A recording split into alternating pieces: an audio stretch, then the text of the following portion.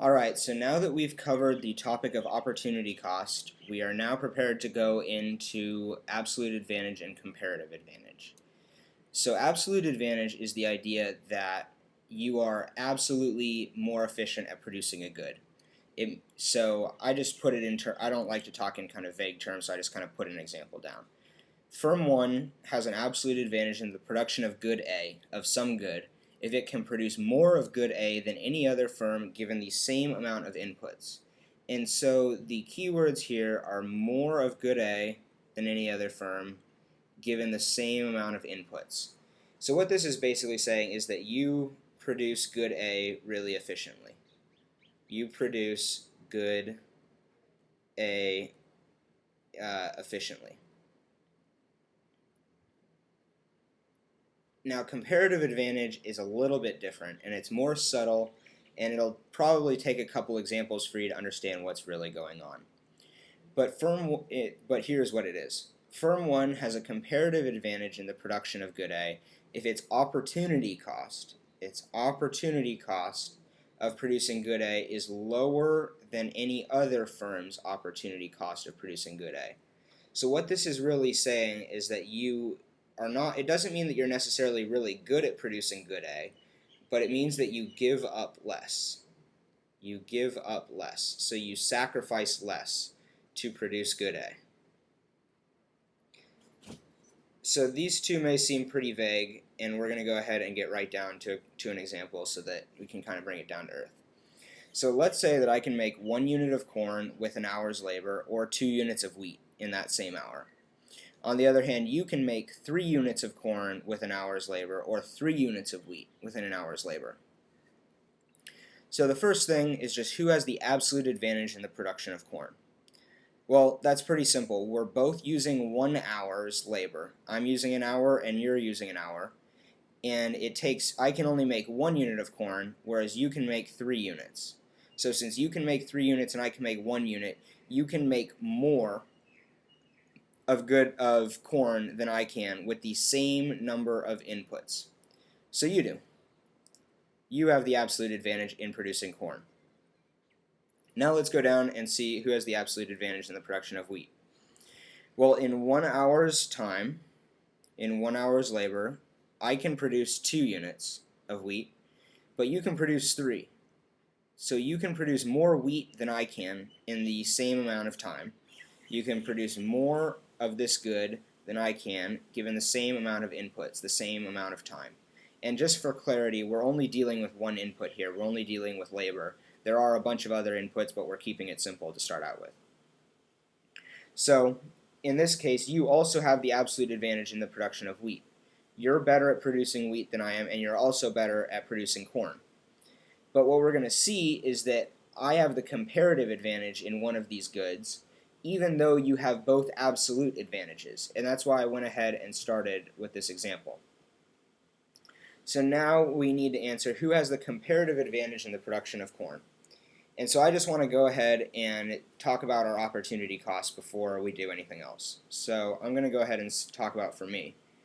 If I choose to produce 1 unit of corn, so if I choose to produce 1 unit of corn,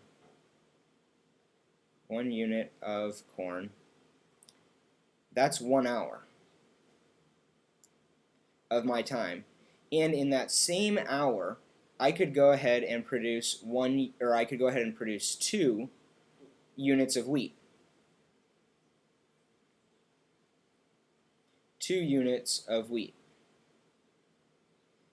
So what's the opportunity cost of producing 1 unit of corn? Well, the opportunity cost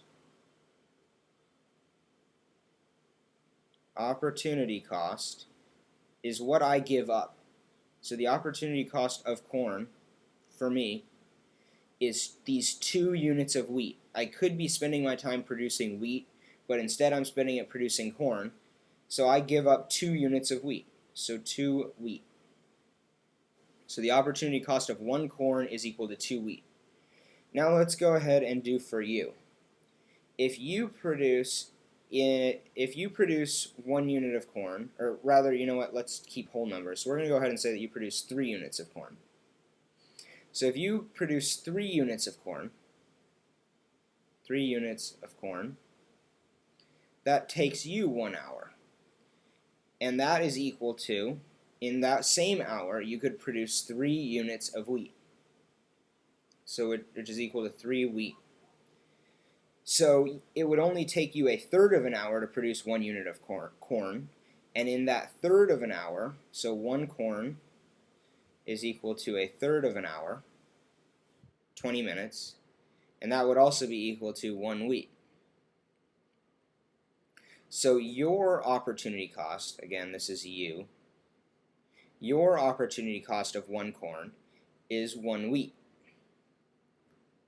So for me, it cost me 2 wheat to produce a corn, and for you, it only costs you 1 wheat. You only give up 1 wheat. So you have the comparative advantage in the production of corn.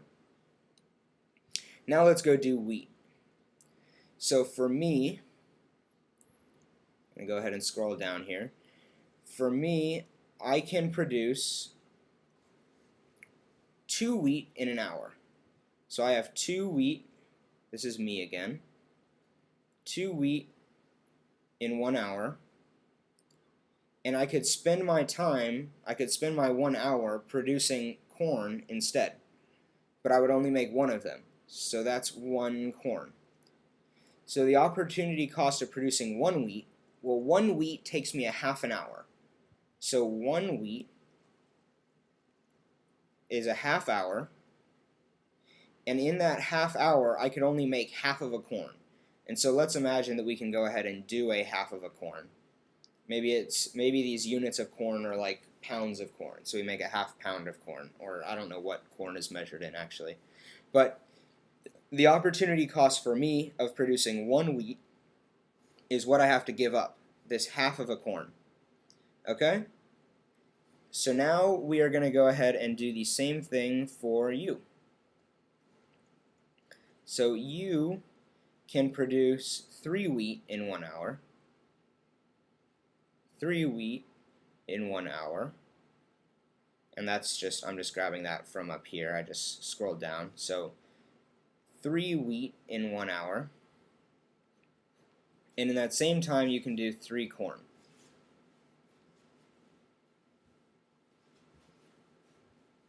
So if you decide to, the opportunity cost then for you of producing 1 wheat, well, 1 wheat only takes you a third of an hour, and in a third of an hour you could also produce 1 corn. So the opportunity cost for you of producing 1 wheat is an entire corn, whereas the opportunity cost for me of producing 1 wheat was only half of a corn. So I have the comparative advantage in the production of wheat. I do. So it wasn't that I was any better at producing wheat than you were. It was that I was actually just a lot shittier at producing corn. So what I'm saying is that even though you had the absolute advantage in both the production of corn and the production of wheat, you could produce 3 units of corn in an hour and 3 units of wheat in an hour, which is more than I could ever do. You were so good at producing corn that it didn't make sense, that based on comparative advantage, it didn't make sense for you to produce wheat because you had to give up so much corn. So we're going to see how this plays into trade in the couple videos. First, I'm going to go ahead and explain the same concept graphically, and then we'll see how it plays into trade. Alright.